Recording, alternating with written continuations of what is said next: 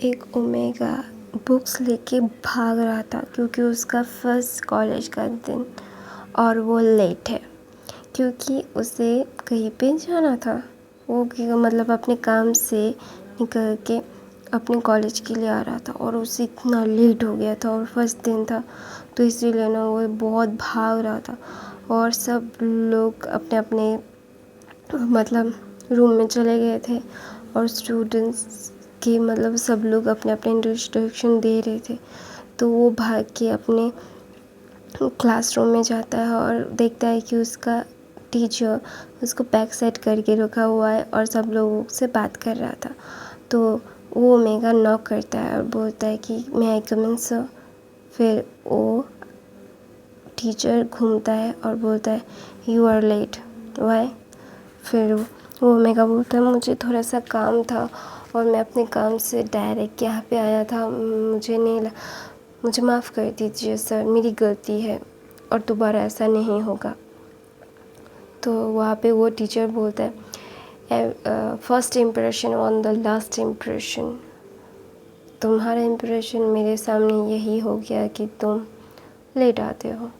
तो वो ओमेगा बोलता है sir I try my best to handle this things, मैं कभी भी दोबारा लेट नहीं होऊंगा, आई प्रॉमिस। फिर बोलता है okay come in and introduce yourself. फिर वो ओमेगा लड़का स्टूडेंट वहाँ पे जाता है और खड़ा होता है और बोलता है कि हेलो गाइस, मेरा नाम विभूषण है, मैं अभी 19 साल का हूँ। आई होप तुम आप सबके साथ मेरा बहुत अच्छा एक बॉन्ड बनेगा। मेरे साथ दोस्ती करने के लिए थैंक यू, मेरे साथ दोस्ती रहेगा। ऐसा बोल के खुद को इंट्रोड्यूस करता है और वो टीचर बोलता है गो यू एंड सिट। ऐसा बोल के वो टीचर अपना लेक्चर लेने लगता है और बोलता है guys I hope you all study well, because of you we are teachers. और तुम लोगों को कोई भी मदद चाहिए होगा, अगर कुछ भी जानना होगा तो हमसे आके कभी भी पूछ सकते हो। और हम लोगों का फ़ोन नंबर हम लोग वहाँ पे लिखा हुआ है सिलेबस पे, हमारे नाम के साथ हमारा नंबर लिखा हुआ है। अगर तुम्हें कोई भी लेक्चर समझ नहीं आया या फिर आप लोगों को कुछ क्वेश्चंस है, आप लोग हम पे कॉल कर सकते हो, लेकिन सिर्फ पढ़ाई के। तो एक ओमेगा लड़का बोलता है जो विंग के साथ बैठा हुआ था, हाँ ये टकलू इंसान को पढ़ाई के लिए भी ना कॉल करूँ मैं, हैंडसम हो तो फिर भी मैं कर दूँ एक ट्राई के लिए, लेकिन मैं इस टकलू को बिल्कुल ना फ़ोन करूँ। तो ना ये सुन के ना विंग को मुस्कुरा मतलब हंसी आ जाती है, लेकिन वो खुद को कंट्रोल करता है क्योंकि पहले दिन वो खुद को ऐसे मतलब ऐसे ही वो खुद को इंट्रोड्यूस नहीं कर सकता और वो पहले से लेट है और वो नहीं चाहता कि वो उसके टीचर्स उसके साथ गुस्सा हो जाए। तो वो बोलता है, वो ओमेगा लड़का बोलता है हाय मेरा नाम नहीं हुसैन है एंड यू, तो बोलता है मेरा नाम भी हुसैन है। तो वो न्यूसन बोलता है कि क्या तुम मेरे साथ दोस्ती करोगे। तो विन बोलता है हाँ क्यों नहीं। तो बोलते तुम लेट क्यों आ गए। तो बोलता है मैं थोड़ा सा मतलब मैं कैफ़े पे काम करता हूँ ना इसीलिए। तो बोलते कैफ़े पे काम करते हो, वाह तुम सेल्फ इंडिपेंडेंट हो। तो बोलते हैं तो बोलते हैं तुम्हारी फैमिली। तो बोलते हैं मेरी एक ग्रैंडमा है और मैं हूँ। तो बोलते तुम्हारे फादर। फिर बोलता है कि है मतलब है वो उनकी फैमिली के साथ। फिर बोलता है मतलब न्यूज़न उसको सस्पिशियसली देखता है, बोलता है कि दोस्त बने हो, धीरे धीरे पता चल जाएगा। तो बोलते हैं ऐसा बोल के ना वो विंग और न्यूज़न बहुत अच्छे दोस्त बन जाते हैं। ऐसे उनका 3 महीने स्कूल कॉलेज का बहुत अच्छा बीतता है और विंग सच में ही उस पहले दिन के बाद कभी भी लेट नहीं आया। तो ना कुछ दिनों के बाद उनके कॉलेज में एक न्यू टीचर आने वाला था क्योंकि उसका पुराना टीचर उसको मतलब कोई प्रॉब्लम थी और उसको हेल्थ इश्यूज़ के लिए छुट्टियां लेनी पड़ी। तो उसके लिए न्यू टीचर आने वाले थे और सब लोग बहुत ज़्यादा ही एक्साइटेड थे और वो मैथ टीचर थे और सब लोग मैथ में बहुत ही ज़्यादा डम होते हैं, लेकिन बीइंग बहुत अच्छा होता है क्योंकि विंग अपने ग्रैंड माँ के साथ रहता है और दूसरी तरफ नी हुसन और विंग की बॉन्डिंग बहुत अच्छी हो जाती है। फिर एक दिन विंग के सामने उसके डैड मतलब उसके सामने एक अल्फ़ा लड़का आ जाता है और विंग ना उसको देख के भी अनदेखा करके वहाँ से जा रहा था और विंग ना बहुत ज़्यादा अनकंफर्टेबल फील कर रहा था उस में अल्फ़ा लड़के को देख के।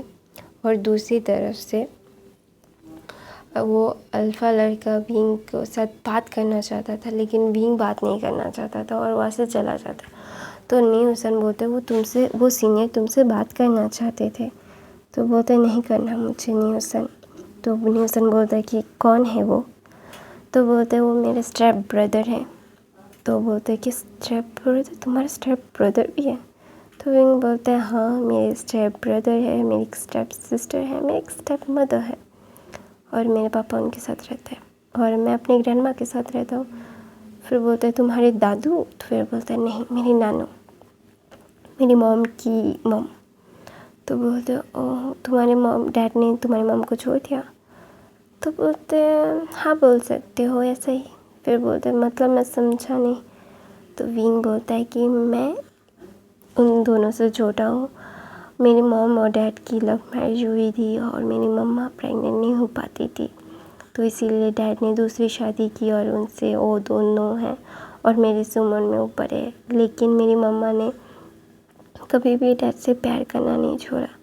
लेकिन जब मैं उनके पेट में आया तो मेरे फादर की सेकंड वाइफ को अच्छा नहीं लगा और बोला कि अगर वो मम्मा को नहीं छोड़ेंगे तो वो उनके बच्चों को लेके चले जाएंगे। तो फादर ने उन्हें चुना और मम्मा ने नहीं बताया कि मैं हूँ।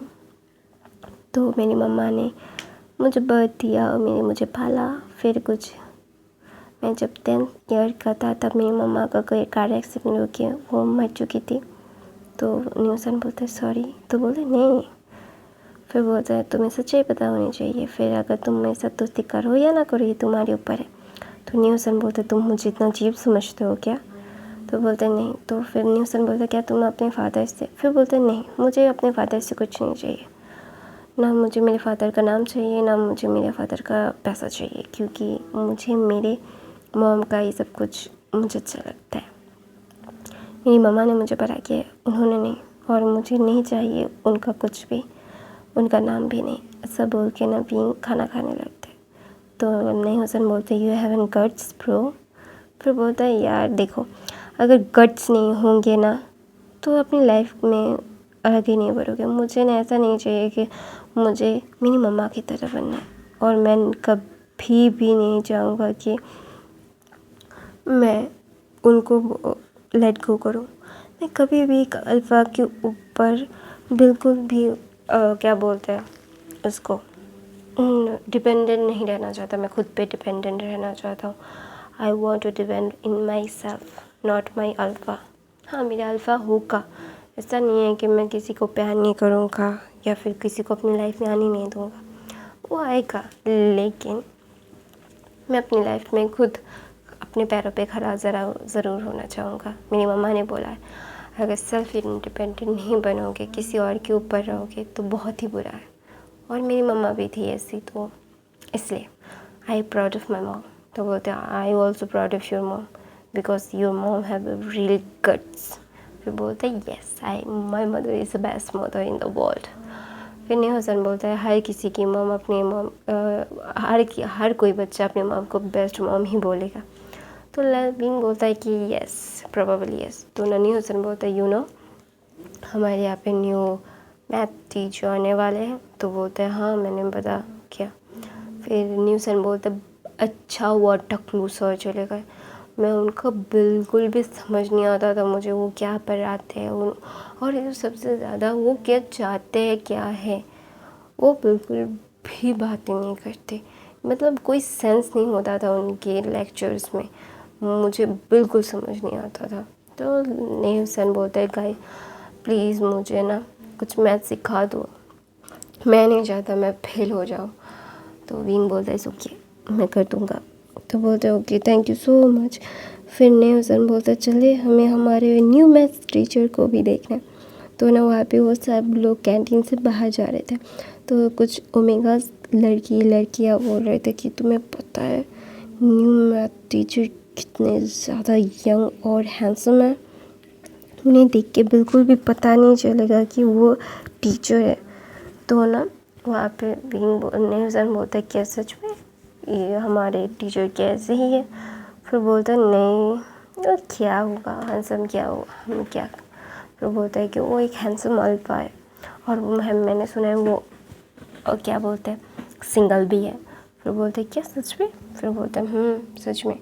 तो दूसरी तरफ से सब लोग अपने अपने क्लासेस चले जाते हैं। क्लासेस जाने के बाद लवीन के क्लास में उसका प्रिंसिपल आता है और बोलता है वो लंच जन थे यहाँ के प्रिंसिपल।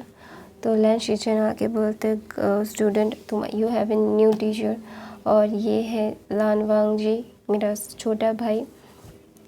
और लंजन अपने आप को इंट्रोड्यूस करो। फिर बोलते हैं ऐसा बोल के बोलते हैं हाय गाइस मेरा नाम लंजन है, यू कॉल मी हंगुंजन ऑल्सो, और मैं तुम्हारा न्यू मैथ टीचर हूँ। मेरा एज है, मैं 16 ईयर्स ओल्ड हूँ और आई होप हम लोग बहुत अच्छा एक बॉन्ड शेयर करेंगे और तुम मुझसे कुछ भी पूछ सकते हो, बुक रिलेटेड, मैथ रिलेटेड, तुम कभी भी मुझे कॉल कर सकते हो। मुझसे अगर कोई हेल्प चाहिए होगा पढ़ाई के तो ही।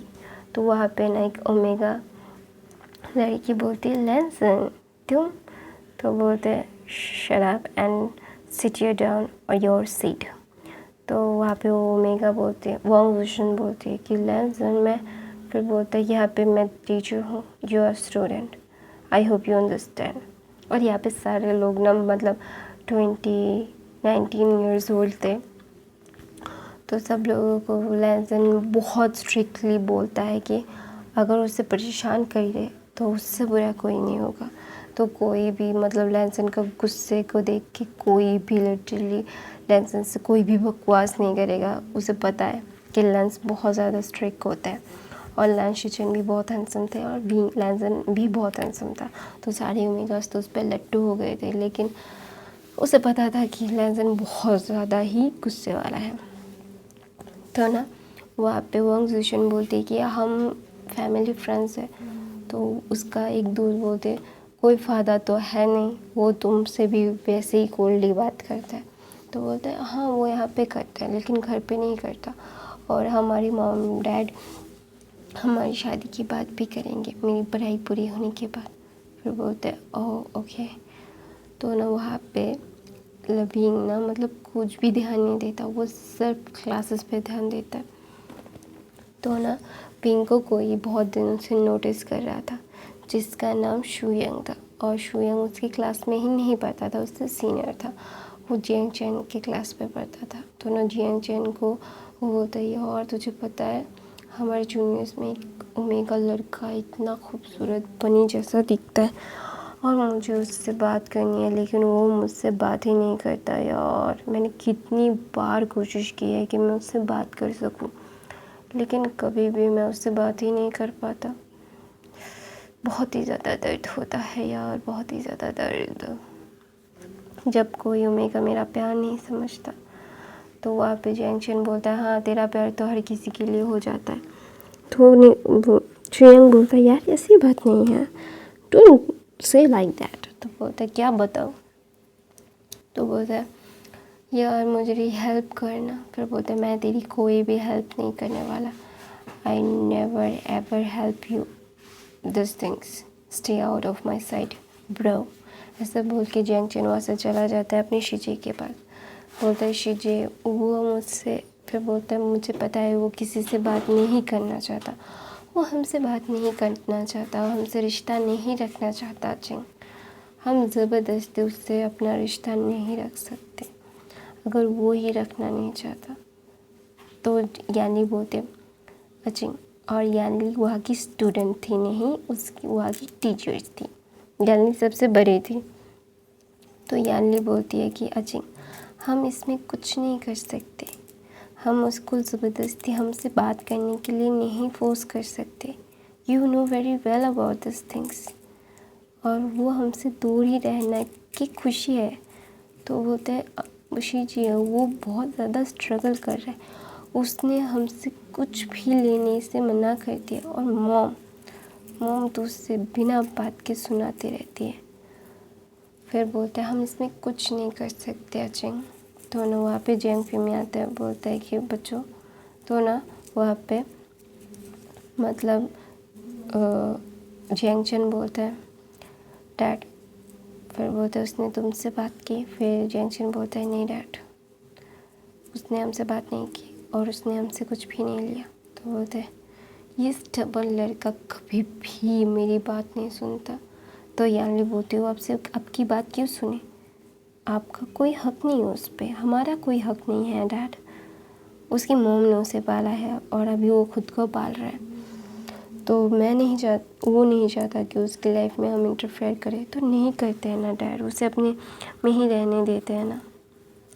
तो चैंग फेमिया बोलते हैं हम नहीं कर सकते, मैं नहीं कर सकता, मैं उसका पिता हूँ यानली, मैं ऐसे ही उसे नहीं छोड़ सकता। तो यानली बोलते हैं डैड आप पहले ही उसे ऐसे छोड़ चुके हैं, अभी उसे ठीक से रहने दीजिए, वो अपनी लाइफ को खुद ही सॉर्ट आउट कर लेगा, मुझे उस पर पूरा यकीन है। तो यानली मतलब ऐसा बोलती तो उसका डैड बोलते हैं बोलना बहुत आसान है, जब तुम्हारे बच्चे होंगे फिर तुम समझोगे कि मेरे दिल पे क्या बीतती है। जब वो मुझे सब बुलाता है, मेरा बेटा है वो, और किसी को भी नहीं पता कि वो जैंग फेमिया का बेटा है। वो खुद को कभी भी वो इंक्लूड ही नहीं करता कि मैं उसका डैड हूँ।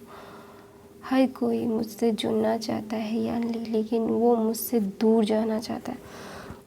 वो कभी भी मुझसे कभी भी अपना हक नहीं मांगता। क्यों नहीं मांगता यानली? तो बोलता है क्यों मांगे वो, क्यों वो आपका अपना फादर माने डैड।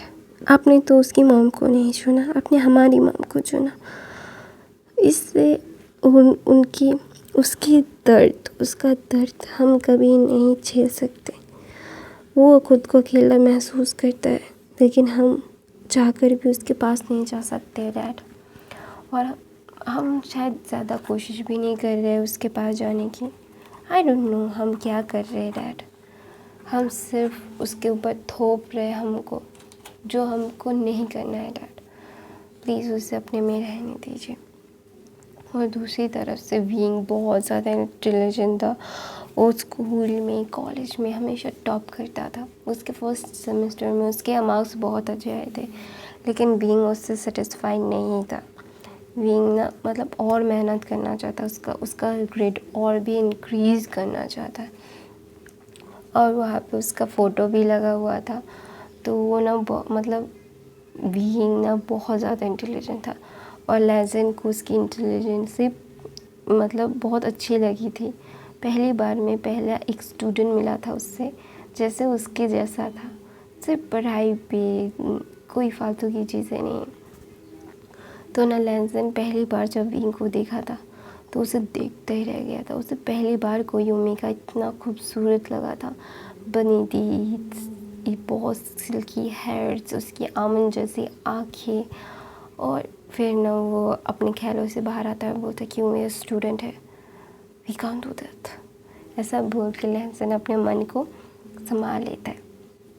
दूसरी तरफ विंग इन सब से बेखबर अपना कॉलेज ख़त्म करता है और अपने कैफ़े के लिए निकल जाता है। उसका खुद का कैफ़े था, क्योंकि उसकी मॉम रन करती थी, उसकी मॉम और उसकी ग्रैंडमा रन करती थी। और उसके बाद उसकी मॉम की डेथ के बाद उसकी ग्रैंडमा के साथ वो रन करता था, वो उसका ओनर था। और वो बहुत ही ज़्यादा पॉपुलर नहीं था, लेकिन बहुत ही ज़्यादा काम कोजी एक कैफ़े था और बहुत सारे लोगों का फेवरेट था। तो वो आके मतलब विंग जाके अपने कैफ़े को संभाल रहा था। तो वहाँ पे न्यूसन आता है, बोलता है यार मैं तेरी हेल्प करवा देता हूँ। तो बोलता है नहीं, तुझे तो अभी टेंशन जाना होगा ना। तो न्यूसन बोलता है मुझे अभी कोई टेंशन नहीं जाना, मेरा दिमाग ख़राब हो जाता है, मुझे बिल्कुल भी पढ़ाई पसंद नहीं है। तो विंग ना हंसता रहता है, बोलता है कि शट अप। फिर ऐसा बोल के ना वहाँ पे कोई इंसान आता है और वो देखता है कुछ इंसान आते हैं, मतलब कोई कस्टमर्स आते हैं। तो विंग ना बहुत ही चेयरफुली बोलता है वेलकम टू माय कैफ़े, ऐसे बोल के वो चुप हो जाता है और बोलता है आपको कुछ चाहिए? तो वहाँ पे आता है और बोलता है मुझे एक कॉफ़ी। फिर एक लेडी बोलती है मुझे एक टी और मुझे एक कोल्ड कॉफ़ी चाहिए। तो विंग अपने सर हाँ में हिलाता है और बोलता है बैठिए। तो ना वहाँ पे हाँ जैंग फेमिया, यानली और जियांग चेन आए थे। तो विंग उनको कॉफ़ी देता है और वहाँ से जाने लगता है और बोलता है कि जियांग फेमिया बोलते हैं मुझे तुमसे, तो बोलते सर आप कॉफ़ी पीजिए, बिल पे कीजिए और आपको और कुछ चाहिए होगा मुझे बताइएगा, मुझे अभी काम है सर, ऐसा बोल के विंग वहाँ से चला जाता है। तो वहाँ पे थोड़ा सा भीड़ था, विंग वहाँ पे चीज़ें दे रहा था और मतलब सर्व कर रहा था। तो मैं फिर ना वहाँ पे मैडम यू आ जाती और वो बहुत गुस्से में थी।